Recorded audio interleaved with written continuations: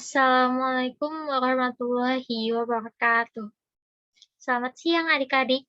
Perkenalkan nama Ibu Dina Aprilia. Kalian bisa memanggil Bu Dina.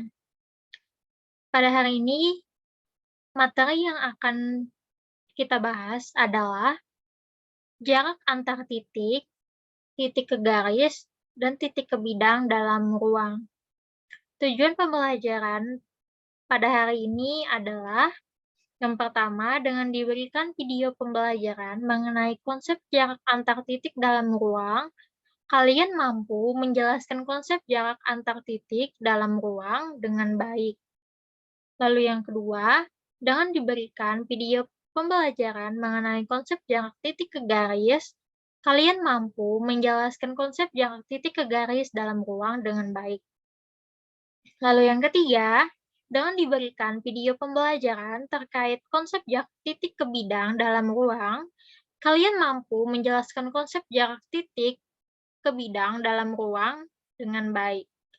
Lalu yang keempat, dengan diberikan video pembelajaran mengenai konsep jarak antar titik dalam ruang, kalian mampu menentukan konsep jarak antar titik dalam ruang dengan benar. Yang kelima, dengan diberikan video pembelajaran mengenai konsep jarak titik ke garis, kalian mampu menentukan konsep jarak titik ke garis dalam ruang dengan benar. Yang keenam, dengan diberikan video pembelajaran terkait konsep jarak titik ke bidang dalam ruang, kalian mampu menentukan konsep titik ke bidang dalam ruang dengan benar. Kita masuk ke pembahasan yang pertama, yaitu jarak antar titik dalam ruang. Jadi, di sini ada sebuah bangun datar yang merepresentasikan kota-kota yang terhubung dengan jalan. Jadi, titik A, B, C, dan D merepresentasikan sebagai kota, lalu ruas garisnya merepresentasikan sebagai jalan yang menghubungkan antar kota. Jadi, dapat kita simpulkan bahwa jarak antara kota A ke kota B adalah 21 km, dari kota B ke kota C 18 km, dari kota C ke kota D 25 km, dari kota A ke kota D 20 km, dari kota A ke kota C 30 km, dan dari kota B ke kota D 22 km. Faisal berencana menuju kota C berangkat dari kota A. Tulis kemungkinan rute yang ditempuh Faisal dan tentukan panjang rute-rute tersebut. Rute manakah yang terpendek? Menurut pendapat kalian, berapa jarak antara kota A dan C? Beri alasan untuk jawaban kalian. Kita punya 5 kemungkinan. Bisa dilihat untuk kemungkinan yang pertama, dari kota A ke C mempunyai panjang lintasan sepanjang 30 km. Lalu kemungkinan yang kedua, dari kota A ke kota B, lalu ke kota C, mempunyai panjang lintasan yaitu dari kota A ke kota B 21 km, dan dari kota B ke kota C 18 km, sehingga panjang lintasannya yaitu 39 km. Dari kota A ke kota D dan tiba di kota C adalah kemungkinan rute yang ketiga, yang mana panjang lintasannya adalah 45 km. Lalu yang keempat adalah dari kota A ke kota B, ke kota D, dan ke kota C yang mempunyai panjang lintasan sepanjang 68 km. Lalu dari kota A ke kota D, lalu ke kota B, dan ke kota C mempunyai panjang lintasan sepanjang 60 km. Dari tabel tersebut, kita mengetahui bahwa rute yang terpendek adalah rute yang pertama, yaitu dari A ke C yang mempunyai panjang lintasan yaitu 30 km. Sehingga jarak antara kota A dan kota C adalah panjang lintasan terpendek yang menghubungkan antara kota A dan C, yaitu rute A ke C sepanjang 30 km. Jadi dapat kita simpulkan jarak antar titik sebagai berikut. Misalkan kita mempunyai titik A, lalu kita mempunyai sebuah titik B, kita tarik garis lurus dari titik A ke titik B sehingga didapatkan jarak AB. Jadi, jarak titik ke titik adalah panjang ruas garis terpendek yang menghubungkan titik-titik tersebut. Kita masuk ke pembahasan yang kedua, yaitu jarak titik ke garis dalam ruang. Misalkan kita mempunyai sebuah titik A dan kita mempunyai sebuah garis panjang yang kita namakan dengan garis G.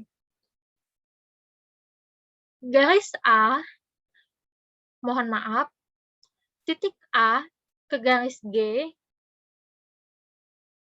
ada sebuah titik pertemuan yang mana titik pertemuan tersebut kita namakan dengan titik B.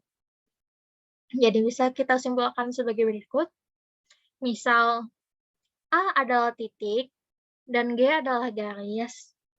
Jarak titik A ke garis G adalah panjang ruas garis AB dengan B terletak di garis G dan AB tegak lurus garis G. Prosedur menghitung jarak titik ke garis. Jadi kita mempunyai langkah-langkah untuk menghitung jarak titik A ke garis G.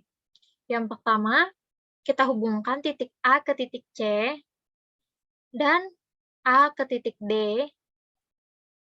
Lalu kita hubungkan ketiga titik tersebut sehingga terbentuk segitiga ACD.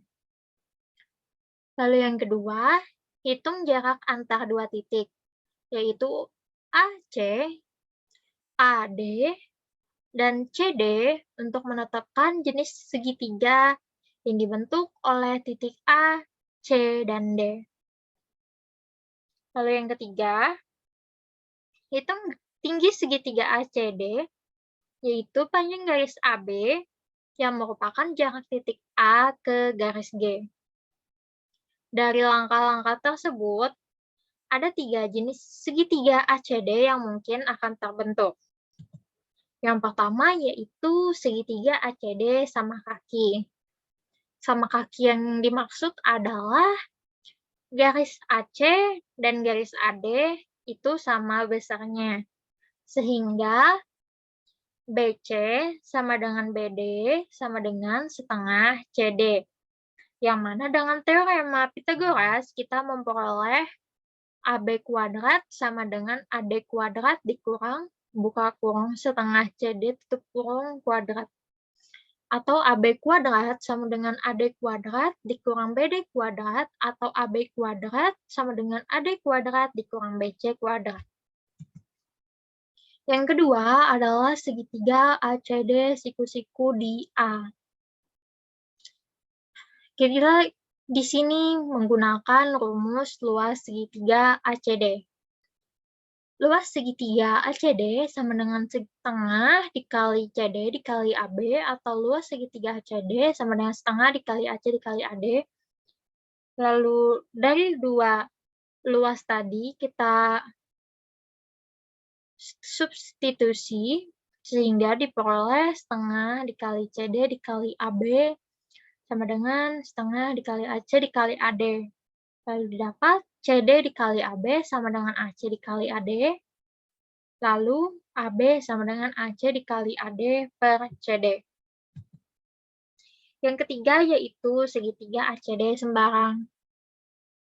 X ditambah Y sama dengan AB. Di mana Y sama dengan AB dikurang X.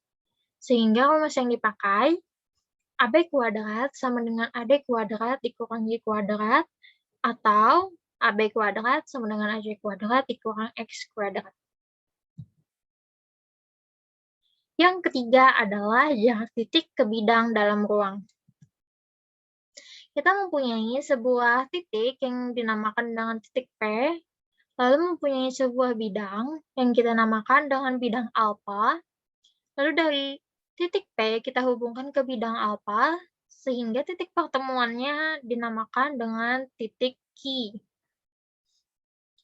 Misal, P adalah titik dan alfa adalah bidang, jarak antara P dengan bidang alfa adalah panjang ruas garis dari PQ dengan Q di bidang alfa dan PQ tegak lurus di bidang alfa. Mungkin itu saja yang bisa Ibu sampaikan. Semoga dapat dipahami. Terima kasih. Wassalamualaikum warahmatullahi wabarakatuh.